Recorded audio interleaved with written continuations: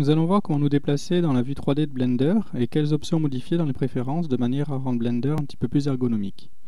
Alors pour sélectionner les objets, il suffit de cliquer droit. Ici on a la source de lumière, le cube et la caméra. Pour tourner autour d'un objet, il suffit donc d'utiliser le clic de la molette de la souris, donc qui est en fait le troisième bouton, de maintenir cliqué et de déplacer la souris pour tourner autour de l'objet. Pour zoomer et dézoomer, il suffit de faire rouler la molette, comme si on voulait faire défiler une page. Pour faire des déplacements latéraux, il suffit de maintenir appuyé majuscule, ou Shift en anglais, et de maintenir appuyé la molette de la souris. Une fois qu'on a fait un déplacement latéral, on se rend compte que le point de pivot, le centre de rotation, s'est déplacé. Donc pour redéfinir l'objet actif comme le centre de rotation, il suffit de le sélectionner et d'appuyer sur le point du pavé numérique. Maintenant, on tournera autour de cet objet. Alors quand on se déplace avec la molette de la souris, on peut très vite se retrouver donc la tête en bas. Pour éviter ça, on va modifier quelques réglages. On va aller voir dans les préférences utilisateurs, User Preferences. On va aller dans Input et on va cocher Turnable. Donc ça va permettre de se déplacer uniquement sur deux axes avec le bouton de la molette. Ensuite, si on n'a pas de molette sur sa souris ou si on utilise un portable, on peut activer Emulate Three Button Mouse. Donc ça permet de se déplacer autour de l'objet en maintenant appuyé Alt et avec le bouton gauche de la souris. Et pour faire des déplacements latéraux, il suffira d'appuyer sur majuscule Alt et d'utiliser le clic gauche. Et pour zoomer et dézoomer, on se servira du plus et du moins du pavé numérique.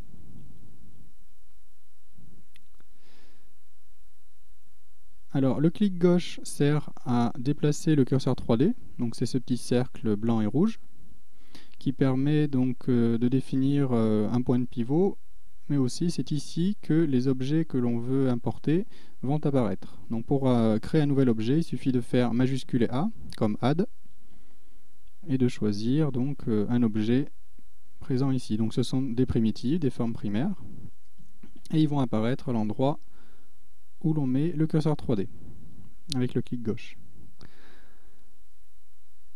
Alors on peut aussi passer en vue orthonormale, donc par défaut on est en vue perspective, et pour passer en vue orthonormale il suffit d'appuyer sur le 5 du pavé numérique. Alors la différence principale entre la vue de perspective, c'est que les objets vont avoir donc une taille, donc vont toujours avoir la même taille indépendamment de leur distance. Donc là on est en perspective, le cube est plus loin, il est plus petit, ce qui est normal. Et si on passe en vue orthonormale, donc il va avoir la même taille que ceux qui se trouvent au premier plan. Alors pour se déplacer, pour avoir des vues prédéfinies, donc les touches à connaître sont la touche 1, donc qui permet d'être en vue de face. Pour avoir la vue donc inverse, il suffit de maintenir appuyé CTRL et d'appuyer sur la touche 1. Donc là on est en vue à l'arrière, back. La touche 3 permet d'avoir une vue de droite et CTRL 3 la vue de gauche. 7 permet d'avoir une vue de dessus et le CTRL 7 une vue de dessous.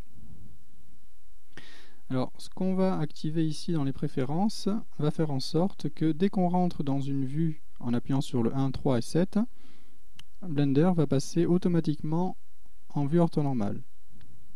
Pour ça, on va aller dans Interface et on va cocher Auto-perspective. De cette manière, dès qu'on appuie sur 1, 3 ou 7, on va passer en vue orthonormale et dès qu'on bouge avec le bouton de la molette, on va passer automatiquement en perspective.